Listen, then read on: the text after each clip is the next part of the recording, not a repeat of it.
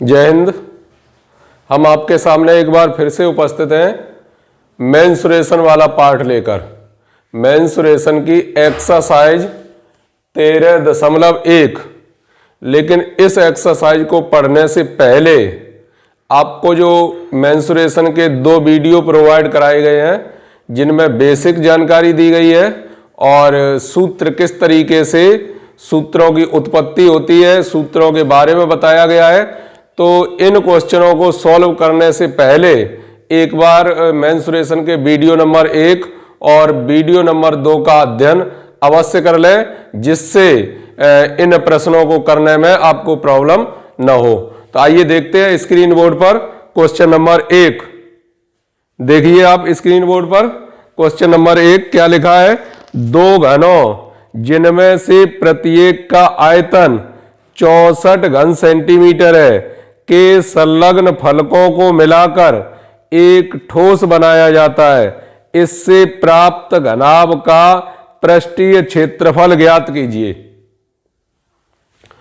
2 घनों को जिनमें से प्रत्येक का आयतन दिया गया है 64 घन सेंटीमीटर है के संलग्न फलकों को मिलाकर एक ठोस बनाया जाता है। इससे प्राप्त घनाभ का पृष्ठीय क्षेत्रफल ज्ञात कीजिए।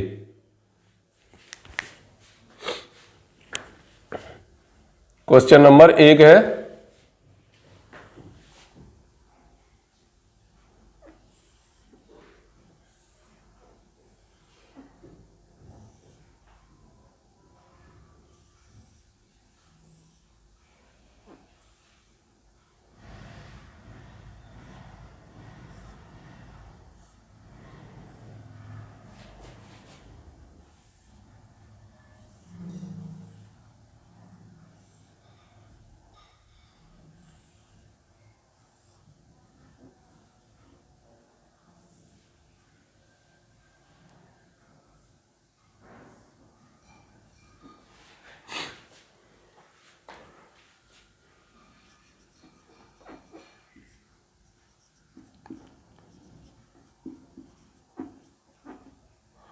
घन का आयतन बराबर 64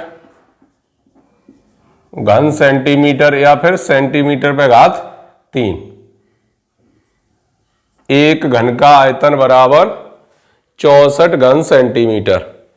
अब इसका भी 64 घन सेंटीमीटर आयतन है और इसका भी 64 घन सेंटीमीटर आयतन है। इनके संलग्न फलकों को मिलाकर एक ठोस बनाया जाता है। आप देखेंगे संलग्न ठोसों को मिलाकर, जैसे जब कोई कार्टून आते हैं और घर पर कोई सौदा लेके आते हैं, एक से अधिक कार्टून आते हैं और उसे घर में या कमरे में किसी एक कोने में जब शिफ्ट करते हैं तो किस तरीके से शिफ्ट करते हैं कि जैसे एक डिब्बा रख दिया, उसके जस्ट ऊपर दूसरा डिब्बा रख दिया, उसके जस्ट ऊपर तीसरा डिब्बा रख दिया। एक तो ये होता है उन्हें शिफ्ट करने का तरीका। दूसरा तरीका क्या होता है, एक लाइन बना दी, एक इधर लगा दिया, फिर उसके साइड से एक और लगा दिया, फिर एक और लगा दिया। तो ऐसे ही इन्हें अगर शिफ्ट किया जाए तो इसका आयतन दिया है और पूछा क्या है, पृष्ठीय क्षेत्रफल पूछा है। जिस पिछले वीडियो में बेसिक जानकारी दी गई है उनमें आपको कन्फर्म तरीके से बताया गया है कि आपको जब आयतन दिया गया है और पृष्ठीय क्षेत्रफल निकालना है तो आयतन से डायरेक्ट पृष्ठीय क्षेत्रफल निकालने का कोई तरीका नहीं है। क्या है, आयतन से सबसे पहले उसकी कोर निकालेंगे यानी भुजा निकालेंगे, और जब भुजा निकल के कवर हो जाएगी तब भुजा के माध्यम से फिर निकालेंगे उसका पृष्ठीय क्षेत्रफल। कहने का मतलब भुजा, कोर, भुजा, चाप, लंबाई, चौड़ाई, ऊंचाई, ये तो पहले पार्ट के अंतर्गत आते हैं। दूसरे पार्ट के अंतर्गत आते हैं क्षेत्रफल, वक्र पृष्ठ, संपूर्ण पृष्ठ, पृष्ठीय क्षेत्रफल, फलकीय क्षेत्रफल। तीसरे पॉइंट के अंतर्गत आते हैं आयतन। तो आयतन दिया गया है। अब 2 घात वाले पे 3 घात से 2 घात वाले पे पहुंचने का कोई आपके पास मेथड नहीं है। तो क्या है, आयतन दिया है तब भी उसकी भुजा निकालिए, फिर भुजा से तब निकालिए उसका पृष्ठीय क्षेत्रफल, या पृष्ठीय क्षेत्रफल दिया गया है तब भी उसकी पहले भुजा निकालिए, तब भुजा से निकालिए उसका आयतन। और यदि पृष्ठीय क्षेत्रफल दिया है, भुजा पूछी है, तो एक ही बार में डायरेक्ट निकल आता है।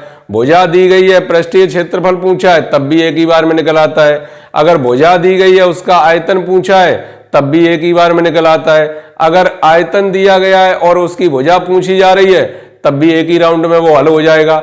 लेकिन पृष्ठीय क्षेत्रफल दिया हो और आयतन पूछा हो, या आयतन दिया हो और पृष्ठीय क्षेत्रफल पूछा हो, तो इन प्रश्नों को किस प्रकार से हल करते हैं। जैसे एक उदाहरण के तौर पर ले लीजिए कि मुझे डिस्ट्रिक्ट मैनपुरी के विधायक जी से मिलना है।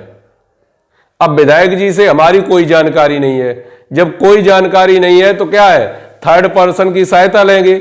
जो गांव में प्रधान जी है, प्रधान जी से कहेंगे कि मुझे विधायक जी से मिलना है, तो प्रधान जी विधायक जी से मिलवाएंगे। तो पहले हम जाएंगे प्रधान जी के पास, प्रधान जी मिलवाएंगे विधायक जी के पास।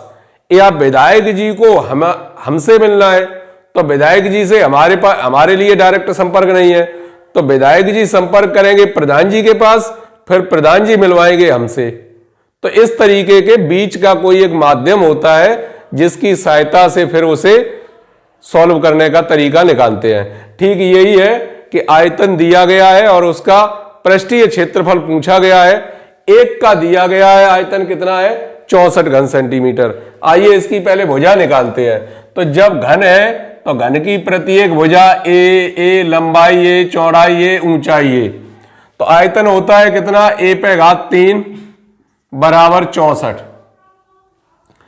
ए पे घात 3 बराबर, इसे क्या लिख सकते हैं, 4 का क्यूब। तो ए बराबर आ गया 4, अर्थात उसकी भुजा आ गई, वो कितनी आ गई, 4 सेंटीमीटर।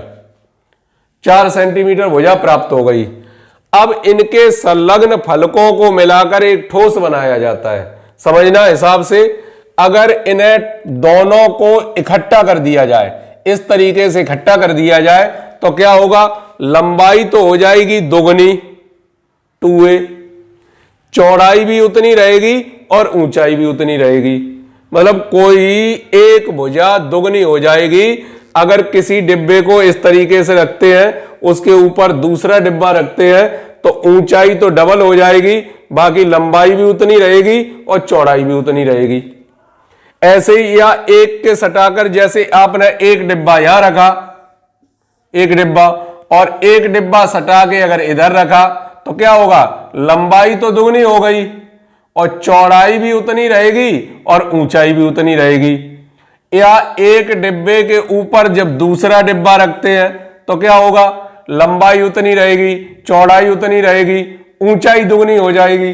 तो जब इस प्रकार से सटाकर जब रखे जाते हैं, तो प्रभाव केवल एक भुजा पर पड़ता है, एक भुजा डबल हो जाती है, बाकी वही रहता है। तो संलग्न